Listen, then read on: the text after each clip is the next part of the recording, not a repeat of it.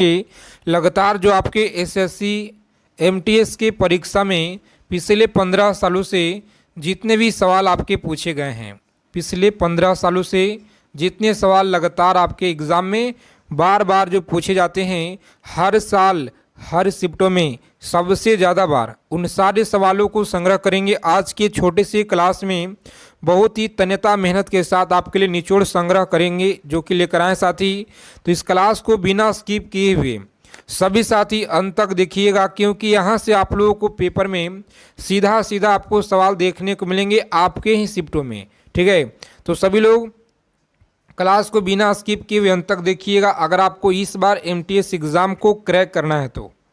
चलिए ज़्यादा समय को विलम्ब न करेंगे क्योंकि आपके पास समय बहुत इम्पॉर्टेंट है, इसीलिए क्लास को आप लोग लाइक कर देंगे। सभी साथी जुड़ गए हैं क्लास में तो, और जितने लोग क्लास में पहली बार विजिट किए हैं आप सभी लोग फटाफट चैनल को सब्सक्राइब करके बगल में एक बेल आइकन होगा उसे प्रेस करके ऑल पे सेव कर लेंगे।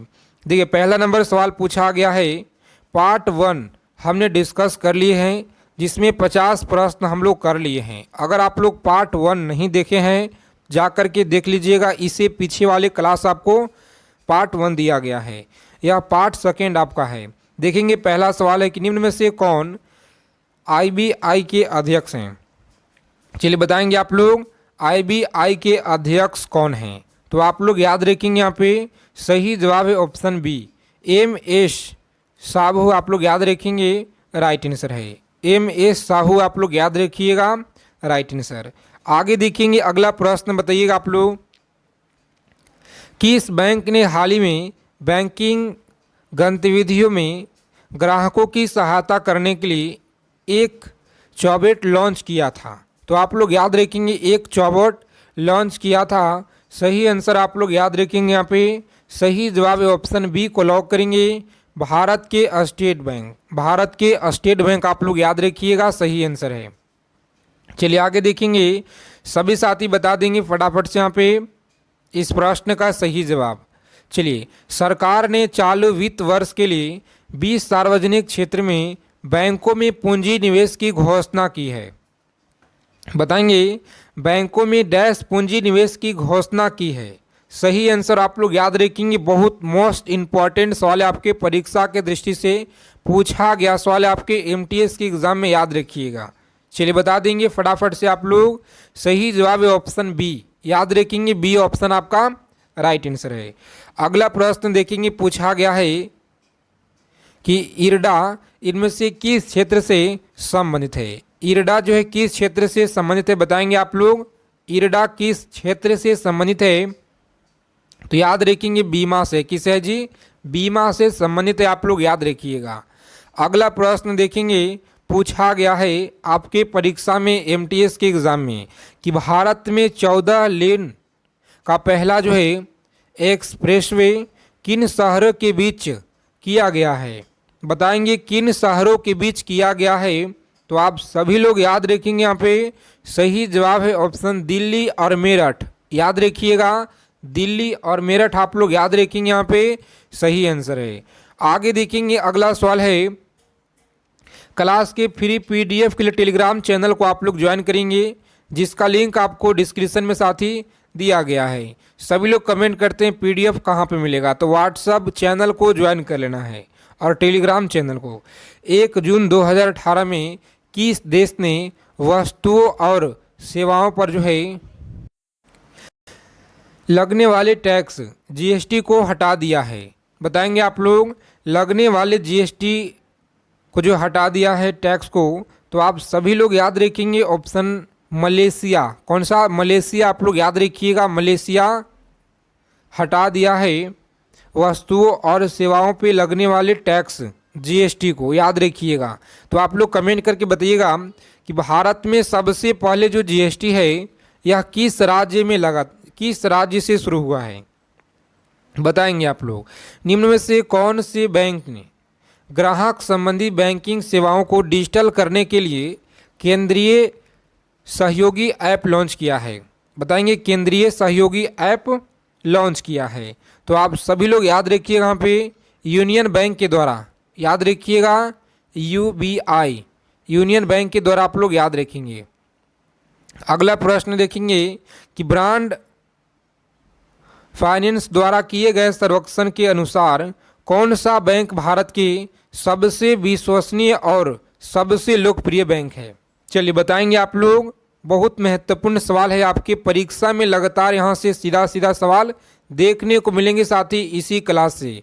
तो इसीलिए आप लोग क्लास को बिना स्किप किए हुए अंत तक देखिएगा। अगर आपको इस बार एक सीट पक्का करना है, एमटीएस एग्ज़ाम को क्रैक करना है, तो याद रखिएगा यहाँ पे सही जवाब है ऑप्शन बी। कौन सा? बी ऑप्शन आपका राइट आंसर है। एसबीआई आप लोग याद रखिएगा। आगे देखेंगे 60 नंबर सवाल बताएंगे आप लोग। इनमें से किस बैंक ने भारत की पहली विदेशी स्वामित्व वाली एआरसी शुरू करने के लिए मंजूरी दी है? बताएंगे एआरसी शुरू करने के लिए मंजूरी दी है। सभी साथी याद रखेंगे भारतीय रिजर्व बैंक। कौन सा? भारतीय रिजर्व बैंक, ऑप्शन डी इस क्वेश्चन का सही आंसर है। आगे देखेंगे अगला सवाल बताइएगा कि पेटीएम पेमेंट बैंक ने ग्राहकों को फिक्स्ड डिपॉजिट सुविधा प्रदान करने के लिए किस बैंक से सहयोग लिया है? तो आप लोग याद रखेंगे यहाँ पे किस बैंक से सहयोग लिया है। चलिए बता देंगे सभी साथी फटाफट से इस प्रश्न का सही आंसर क्या रहेगा, जो लगातार आपके एमटीएस के परीक्षा में एसएससी के सभी एग्ज़ाम में पूछे गए हैं। जीडी हो गया, एमटीएस हो गया, सीजीएल हो गया और सीएचएसएल हो गया। लगातार आपके एसएससी के सभी परीक्षाएं में पूछे जाते हैं। सभी लोग याद रखिएगा ऑप्शन ए आपका राइट होगा। ऑप्शन ए आप लोग याद रखेंगे सही आंसर है। अगला प्रश्न देखेंगे कि आईबीबीआई की स्थापना किस वर्ष हुई थी? चलिए बताएंगे आप लोग आईबीबीआई बैंक की जो स्थापना है यह किस वर्ष हुआ था? तो आप लोग याद रखेंगे 1 अक्टूबर सन 2016। याद रखिएगा 2016 में हुआ है। भारत में मुद्रास्फीति किस में मापी जाती है? भारत में मुद्रास्फीति किस में मापी जाती है? तो सभी लोग याद रखेंगे यहाँ पे सही जवाब है ऑप्शन ए आप लोग याद रखेंगे। साथ ही थोक मूल्य सूचकांक द्वारा आप लोग याद रखिएगा। चलिए देखेंगे, बताएंगे आप लोग 64 नंबर सवाल आपकी स्क्रीन पे। बताएंगे आप लोग सही आंसर क्या रहेगा। पूछा गया सवाल है आपके एमटीएस के परीक्षा में। याद रखिएगा कि भारत में राष्ट्रीय आय की जो गणना है निम्न में से किसके द्वारा की जाती है? निम्न में से किसके द्वारा की जाती है? सभी लोग याद रखेंगे ऑप्शन सी है इस क्वेश्चन का राइट आंसर। केंद्रीय सांख्यिकी संगठन आप लोग याद रखिएगा सही आंसर है। नेशनल इन्वेस्टमेंट बोर्ड का जो मुख्यालय है यह कहाँ पे है? चलिए बताएंगे आप लोग नेशनल इन्वेस्टमेंट बोर्ड की मुख्यालय कहाँ पे है? तो सभी साथी याद रखेंगे हेल्सिंकी फिनलैंड में है, जो ऑप्शन सी में आपका राइट आंसर दिया गया है। आगे देखेंगे साथी अगला सवाल यहाँ पे याद रखेंगे सभी लोग, इनमें से किस प्रकार की व्यवस्था भारत में है? तो आप सभी लोग याद रखेंगे यहाँ पे इनमें से किस प्रकार की व्यवस्था भारत में है? सही आंसर आप लोग याद रखेंगे, बहुत मोस्ट इम्पॉर्टेंट सवाल है। लॉक करेंगे मिश्रित अर्थव्यवस्था, जो ऑप्शन बी में आपका दिया गया है सही जवाब। चलिए देखेंगे इस प्रश्न का सही आंसर बताइएगा कि निम्न में से किसके द्वारा वर्ल्ड डेवलपमेंट रिपोर्ट प्रकाशित की जाती है? तो आप लोग याद रखेंगे कि वर्ल्ड जो है डेवलपमेंट रिपोर्ट प्रकाशित की जाती है। सही आंसर आप लोग याद रखेंगे ऑप्शन सी सही जवाब है। कौन सा? सी ऑप्शन आप लोग याद रखेंगे यहाँ पे राइट आंसर है। IBRD आप लोग याद रखेंगे। सभी साथी चैनल को सब्सक्राइब जरूर कर लीजिएगा जितने लोग क्लास में जुड़े हैं, ताकि MTS परीक्षा से जितने भी जानकारी है हर एक अपडेट आप लोगों को सबसे पहले मिलता रहे। किस बैंक ने डिजिटल पेमेंट के लिए HPCL के साथ जो है समझौता किया है? चलिए बताएंगे आप लोग HPCL के साथ जो है समझौता किया है, तो आप लोग याद रखेंगे विजया बैंक, जो ऑप्शन सी में आपका राइट आंसर दिया गया है। विजया बैंक आप लोग याद रखिएगा। आगे देखेंगे साथी अगला सवाल बताइएगा कि मीट्रिक क्या है? तो आप लोग याद रखेंगे मीट्रिक क्या है? सही आंसर बताइएगा ऑप्शन बी वर्तमान अनुपात आप लोग याद रखिएगा राइट आंसर है। वर्तमान अनुपात आप लोग याद रखेंगे। अगला प्रश्न देखेंगे, यहाँ पे पूछा गया सवाल आपके एसएससी एमटीएस के पेपर में लगातार बार बार पूछे जाते हैं, सभी साथी याद रखिएगा यहाँ पे। चलिए बताएंगे, यूएनआईडीओ का मुख्यालय कहाँ पर स्थित है? वियना ऑस्ट्रेलिया में है, या मनीला फिलीपींस में है, संघाई चीन में, बीजिंग चीन में? चलिए बता दीजिए फटाफट से आप लोग, मुख्यालय कहाँ पे है? तो प्यारे मित्रों आप लोग याद रखेंगे ऑप्शन वियना ऑस्ट्रेलिया, जो ऑप्शन ए में आपका सही आंसर दिया गया है। चलिए देखेंगे साथ ही अगला सवाल, बताएंगे भारतीय उद्योग परिसंघ के नए अध्यक्ष पद पे अप्रैल 2019 में किस नियुक्त किया गया है? किसे नियुक्त किया गया है? चलिए बताएंगे आप लोग किसे नियुक्त किया गया है। तो एस.ए. पोवर्ल्ड आप लोग याद रखिएगा, ऑप्शन ए है इस प्रश्न का सही आंसर। आगे देखेंगे साथ ही पूछा गया है कि इनमें से किस प्रकार के ऋण टीजर दर से संबंधित है? चलिए बताएंगे आप लोग, टीजर दर से संबंधित है, याद रखिएगा, मोस्ट इंपॉर्टेंट सवाल है जो ऑप्शन ए में आपका दिया गया है। घर के लिए ऋण आप लोग याद रखिएगा। सर्वोच्च न्यायालय ने पूर्व मुख्यमंत्री सरकारी आवास के हकदार नहीं होंगे, यह जो फैसला है जनहित याचिका गैर सरकारी संगठन लोक प्रहरी के फैसले पे कब जो है सुनाया? चलिए बताएंगे आप लोग कब सुनाया। तो सभी साथी याद रखेंगे, यहाँ पे सही आंसर बताएंगे आप लोग, गलत ना करेंगे। चलिए बता देंगे आप लोग, सही जवाब है ऑप्शन ए, यानी कि 7 मई 2018 आप लोग याद रखिएगा, सही जवाब है। अगला प्रश्न देखेंगे, पूछा गया है 74 नंबर सवाल, पूरे 100 प्रश्नों का 100 क्वेश्चन हम लोग आज की क्लास में पूरा करेंगे, जो आपके परीक्षा में सबसे ज़्यादा बार पूछे गए हैं एमटीएस के परीक्षा में, याद रखिएगा। तो इस क्लास को आप लोग अंत तक देखिएगा, यहाँ से आप लोगों को परीक्षा में बहुत ज़्यादा आपको हेल्प मिलने वाले हैं। कि इस बैंक ने ब्रिक्स तंत्र के तहत केंद्रीय मंत्रिमंडल के साथ जो है समझौते पे हस्ताक्षर किए हैं? चलिए बताएंगे आप लोग, समझौते पे हस्ताक्षर किए हैं, तो सभी साथी याद रखेंगे ऑप्शन ए रहेगा इस क्वेश्चन का राइट आंसर। याद रखेंगे एक्सिम बैंक आप लोग याद रखिएगा। आगे देखेंगे साथी अगला सवाल है 75 नंबर सवाल है, याद रखेंगे, इनमें से किस स्थान पे विश्व की तीसरा सबसे बड़ा स्टॉक नेशनल स्टॉक एक्सचेंज स्थित है? बताएंगे आप लोग, स्टॉक नेशनल स्टॉक जो है एक्सचेंज है नई दिल्ली, मुंबई, कोलकाता, बेंगलोर। तो आप लोग याद रखिए कहाँ पे सही जवाब है मुंबई में। कहाँ पे साथी? मुंबई में आप लोग याद रखेंगे, जो ऑप्शन बी में आपका राइट आंसर दिया गया है। चलिए देखेंगे साथी अगला सवाल पूछा गया है, सभी को बताना है फटाफट से कमेंट बॉक्स में जवाब, प्रत्येक सवाल का आंसर। इनमें से किस बैंक ने परियोजना निश्चा टर्न अराउंड जो के लिए शुरू की है? तो याद रखेंगे टर्न अराउंड के लिए शुरू की है, सही आंसर आप लोग याद रखेंगे ऑप्शन सी होगा इस प्रश्न का सही आंसर। याद रखेंगे आईडीबीआई बैंक आप लोग याद रखिएगा, सही जवाब है। चलिए देखेंगे अगला प्रश्न, बताएंगे 77 नंबर सवाल है कि आरटी में आय का जो अर्थ है क्या होता है? तो सभी लोग याद रखेंगे ऑप्शन सी रहेगा इस क्वेश्चन का निवेश आप लोग याद रखिएगा, सही आंसर है।